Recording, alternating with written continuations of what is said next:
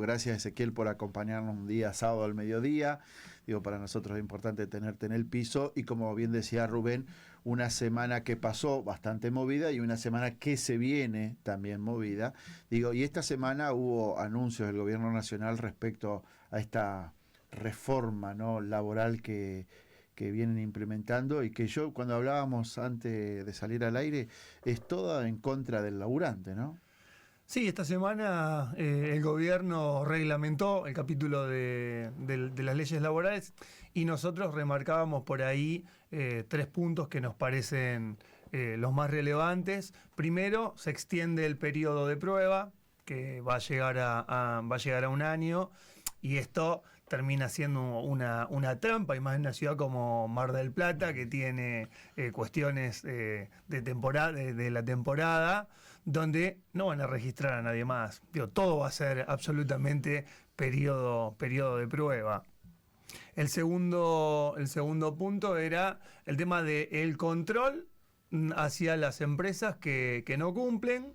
En otro momento, el ex Ministerio de Trabajo, una de las funciones principales era buscar la registración laboral. Digo, lo sabemos acá, que a veces hay trabajadores que están anotados en jornadas de 4 horas y en realidad trabajan 8. Bueno, por poner un ejemplo, a partir de ahora el gobierno no va a controlar más la registración laboral, con lo cual el empleo de calidad, que es lo que nosotros entendemos que tiene que haber, va a tender a desaparecer. No va a haber multas, hay un registro de los empresarios que no cumplen. Bueno, ese registro desaparece. Y el último punto, quizá el más grosero a nuestro entender, es el despido por causa justa. Uno de los puntos es, si hay una medida de fuerza y se toma una empresa, bueno, todos esos trabajadores que participen de la toma pueden ser despedidos. Si en la toma están los delegados gremial, como debería ser, los delegados gremial también pueden ser despedidos pagando lo que corresponde, que es la indemnización sería entre un 50 y un 100% más. Bueno, esto reglamentó el gobierno esta semana. Me extiendo un poquito con lo que pasó con los estatales, porque esto fue el día miércoles. El día jueves nosotros tuvimos una reunión con el nuevo delegado de la Secretaría de Trabajo acá en Mar del Plata, donde le preguntábamos qué se había encontrado en el ministerio, el personal, y nos decía que estaba muy conforme con el personal que tenía y fundamentalmente con el área de inspección. Ese mismo día, ese jueves, a las 20 horas, a 2 inspectores les llegó la notificación que estaban despedidos. Y esto, fueron 80 en total a lo largo y a lo ancho del país, todos inspectores. Esto no es una casualidad, ¿no? Uh-huh. Sale la reglamentación donde el gobierno no va a controlar más y lo primero que hacen es despedir a quienes tienen que controlar la registración del trabajo. Ya, eso te iba a preguntar, Ezequiel. Claro, ¿para qué querés inspectores si no vas a controlar? ¿Y cuántos inspectores? Le llegaron a 2. ¿Cuántos hay acá en Mar del Plata? Acá en Mar del Plata son 8, le llegó a 2. Bueno, el día viernes nosotros estuvimos realizando una manifestación, estuvimos dialogando con el delegado, a quien le transmitimos la preocupación. Bueno, está gestionando y en horas de la noche, el día de ayer, bueno, a uno de los 2 trabajadores le llegó la reincorporación. Bueno. Así que seguiremos peleando para que esto se revierta, pero el ejemplo es clarísimo. Claro. Y es el ejemplo de este gobierno. Nosotros lo decimos permanentemente. Milei, tanto Milei como Caputo, van a las entrevistas con empresarios y le dicen: estamos acá para que ustedes ganen plata. Vinimos a destruir el Estado, vinimos a destruir los controles, y en definitiva lo están haciendo. Y tomo algo que dijo Rubén recién: bueno, si yo no tengo que controlar, ¿para qué quiero a esos 2 trabajadores? Bueno, este gobierno empezó a retirar muchísimas políticas públicas, con lo cual en algún punto, si siguen retirando las políticas públicas, esta es la profecía autocumplida.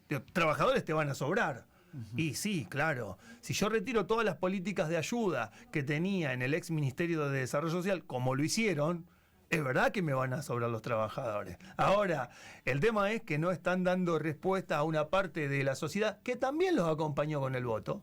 Digo, ilusionada, de la forma que sea, los acompañaron con el voto y hoy se encuentran que ese futuro mejor que planteaba este gobierno, que este ajuste terrible que estamos sufriendo lo iba a pagar la casta, bueno, cada día queda más claro que acá el ajuste lo están pagando los trabajadores y fundamentalmente los jubilados. Sí, era lo que te iba a decir, ¿no? Cuando hablábamos la semana pasada, nosotros teníamos a un grupo de jubilados que hicieron una marcha muy importante en Mar del Plata, digo, junto con los trabajadores estatales, digo, porque si vos te pones a ver, y bien decías, digo, esta cuestión de telegramas de despido al 30 de septiembre les ha llegado en todo el país, en diferentes áreas, digo, es el vaciamiento del Estado, digo, o sea, la casta, como dirían, serían los jubilados y los empleados estatales, ante la falta de políticas, digo, que también en algún momento la comunidad, el pueblo, lo va a sentir, digo, porque cuando hay falta de políticas, digo, en este caso, los laburantes, cuando vos empezás a ver lo que reglamentó el gobierno, es todo para el empresario. O sea, cuando el laburante empiece a ver que no tiene dónde recurrir ante una situación de que te echo porque te quiero echar, digo, y no tenga ninguna respuesta, ahí es donde realmente va, aún el votante, como bien decías vos, de Milei, se va a dar cuenta el gran error que cometió, ¿no? Sí, esta semana, y lo decían ustedes al inicio, los índices no mienten. Digo, el gobierno, y acá también inevitablemente tenemos que tocar el tema de las suposiciones que hace el gobierno. Caputo sale en la red, en una de las redes, diciendo, sí, es un índice alto, pero si hubiese estado otro gobierno, el índice hubiese sido el 90%. Incomprobable. Claro. Milei dice, bueno, controlamos una inflación que iba a ser del 17.000%. No hay que ser ni investigador del CONICET ni economista para darse cuenta que ese número es imposible. Entonces, ellos que hablan de un relato de otros gobiernos, ellos también están construyendo un relato. El problema es que el relato que ellos están construyendo es incontrastable contra los números de pobreza, de desocupación, de indigencia y de caída del consumo, porque a esto también tenemos que agregarle la caída del consumo, pan, leche, carne, históricos. Ni en el 2001 tuvimos una caída de consumo tan importante como la que estamos teniendo en este momento. Entonces, ellos pueden tener a los grandes grupos económicos y a los medios de comunicación intentando operar y que alguna parte de la sociedad cada vez más pequeña crea en esto de frenamos un 17.000% de inflación, el índice hubiese sido del 90%. La verdad es que acá en nuestra ciudad, bueno, acá salimos, caminamos, es muy triste, ¿no? Yo cada vez veo más gente durmiendo en la calle, cada vez veo más gente en la plaza esperando que vengan a darle un plato de comida, cada vez vemos más gente revolviendo en la basura para comer, y me parece que contra eso no hay relato que valga. Ezequiel, los gremios en su gran mayoría se han hecho cargo, se han hecho cuerpo de lo que está pasando. Ustedes, por ejemplo, que fueron el viernes y seguramente van el lunes, en este caso del Ministerio de Trabajo. Vos estás en una de las CTA. ¿Crees que esto va a calar? Porque muchos dicen, cargan más contra la CGT que contra las CTA. Dice, ¿y cuándo van a salir? ¿Y cuándo? ¿O no? Por los jubilados, y ahora está. ¿Cómo lo ves eso vos? Bueno, yo creo que este gobierno avanzó muy rápidamente en estos 9 meses, pero las centrales sindicales estuvieron a la altura, porque si nosotros hacemos un repaso, el gobierno asumió el 10 de diciembre, no recuerdo bien si fue sí recuerdo, fue el 20 de diciembre cuando anunciaron lo del DNU. Y nosotros el día 22 ya estábamos en la calle, construimos un paro importantísimo el 24 de enero. Ese fue importante. Histórico, las 3 centrales acá en Mar del Plata a las 12 del mediodía con 30 grados, la calle llena.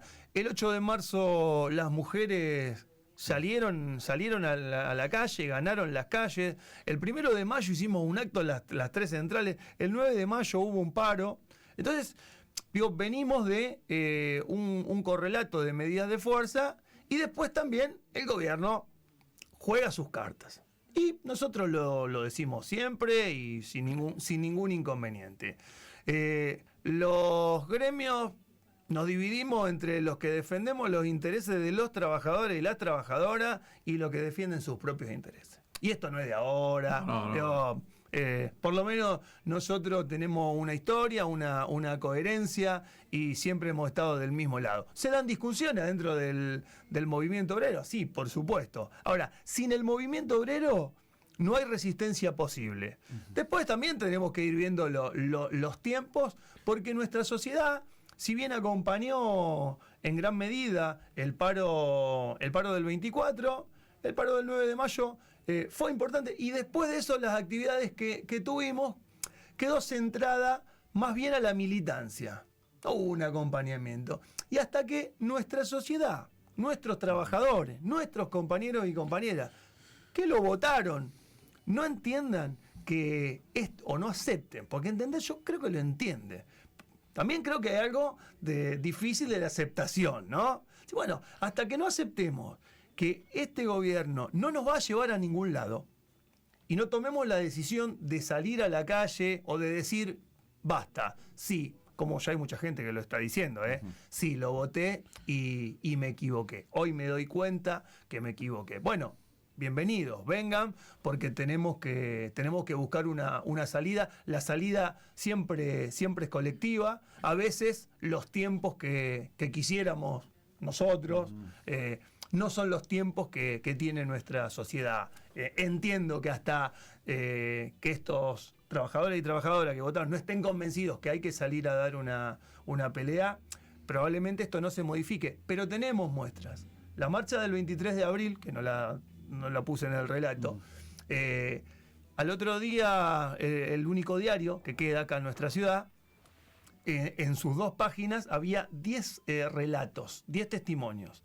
De los 10 testimonios, 7 aclaraban que habían ido a la marcha universitaria solamente por eso, que no estaban en contra del gobierno, que estaban en esa marcha reclamando que en la Argentina se sostenga la educación superior. Los otros 3 testimonios decían, estamos en contra de todas las políticas de Milei. Pero de 10, 3 estaban en contra de todo y 7 estaban en la marcha únicamente por el presupuesto universitario. Bueno, lo decía Rubén, ¿no? Esta semana vamos.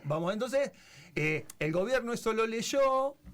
Bueno, no dio una solución, por eso el conflicto sigue. Y obviamente también el viernes acabó una marcha de jubilados que fue muy importante, que fue en el único lugar que se hizo. Los jubilados están pagando este ajuste brutal. Ya fueron reprimidos lamentablemente en otra. Pero ningún gobierno salió a reivindicar la represión a los jubilados y a decirle públicamente que lo iba a seguir haciendo. Entonces, esto también, ¿no? El jubilado también, como tantos sectores que lo votaron, decir, bueno, mirá, la jubilación mínima, hoy el que cobra la jubilación mínima tiene un presupuesto de 9.000 pesos por día en todo concepto. En todo concepto. A eso, ¿qué le tenemos que agregar? Que te sacaron el subsidio, que aumentaron los servicios muchísimo, y que te sacaron la cobertura de medicamentos. Que esto es muchísimo. Es más, le pongo un ejemplo. Sacaron la cobertura del 100 de las aspirinas. Las aspirinas, para muchas personas, funciona como anticoagulante. O sea, no es, bueno, tenemos aspirina por las dudas. No, tenés aspirina recetada por el médico. Bueno, eso lo sacaron. Antibióticos carísimos, le sacaron la cobertura. Entonces, 9.000 pesos por día. ¿Te metieron la mano en el bolsillo? No, te sacaron la billetera. Ya. A partir de la reglamentación, Ezequiel, ¿van a implementar alguna cuestión judicial más allá de la cuestión de los gremios, esta de endurecer un poco la postura más todavía respecto a estas cuestiones? ¿Se tiene pensado el inicio de algunas medidas judiciales y demás? Bueno, eso es lo último.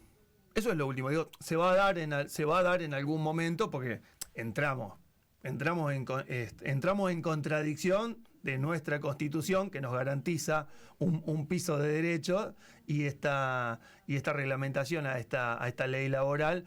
Entiendo que se va a ir dando en el camino, pero te instalan la presión.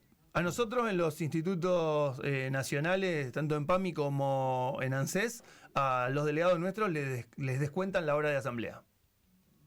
Ya vamos a hacer una asamblea, ¿no? El delegado convoca asamblea, 2 horas, te descuentan 2 horas. Esto es ahora, ¿eh? Uh-huh. Esto no es que lo van a hacer.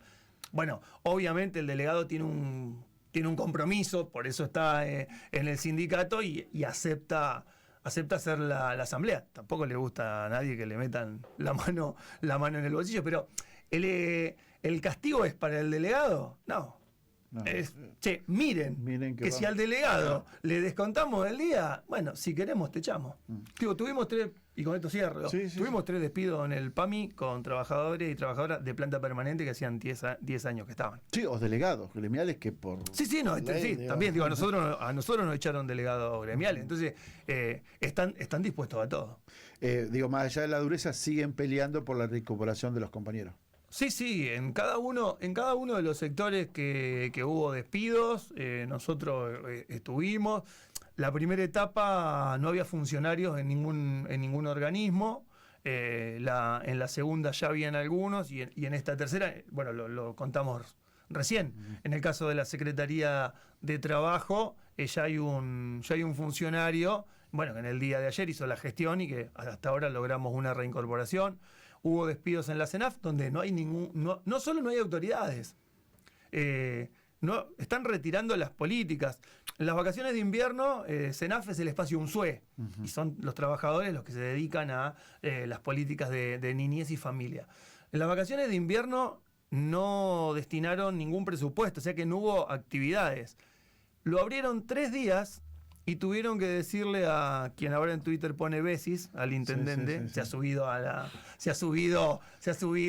forma, se ha subido, ¿no? Ya es libertario, en Montenegro, que ya es libertario, le pidieron a Montenegro si podía poner personal para que hicieran una jornada de sábado y domingo y pudieran hacer unas actividades.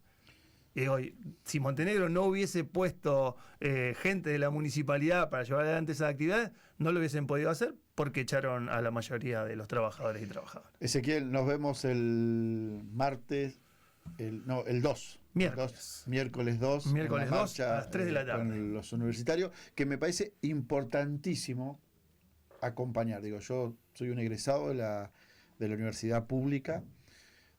Defendemos la educación pública y todo demás, pero también me parece importante, nosotros vamos a estar el miércoles, pero también es importante que los profesionales, los universitarios, los docentes acompañen los reclamos de muchos compañeros. Hubiera sido lindo. ¿Lazaretti estuvo el otro día? No estuvo. Bueno. Se había comprometido que iba a ir y no estuvo. Me parece que haber estado. Me parece importante que... Es el rector, ¿no? Sí, que los compañeros... Ya les digo, que nos toca la parte universitaria en algún aspecto, porque hemos estudiado en la universidad, porque somos docentes, porque, nuestros hijos van a la universidad, todo lo que sea, que estos reclamos, como son los de los jubilados o los de los laburantes, también se acompañen. Porque vamos a salir todo el miércoles a marchar por la educación de la universidad, porque somos hijos de la educación pública, pero también queremos ver como hijos de la educación pública que aquellos que el miércoles vamos a salir a acompañar, acompañen también. Sí, me parece importantísimo. Muy breve. Argentina sigue siendo uno de los pocos países en Latinoamérica donde los hijos e hijas de los trabajadores no solo llegan a la universidad pública, sino que se reciben. Exacto. Este es uno de los casos. Mi viejo, obrero de la construcción, muchos años en negro, que se pudo jubilar a partir de las políticas implementadas por el gobierno a partir del 2003, hijo de una ama de casa, pude llegar a la universidad. Por eso el acompañamiento y defender la educación pública. También, es pedir el compromiso de los compañeros que están en el marco de la educación pública que acompañen cuando los reclamos o son sectorizados, como es lo de los jubilados, o es masivo, como puede ser un paro nacional que se dé, ¿no? Fíjate en el caso de Chile.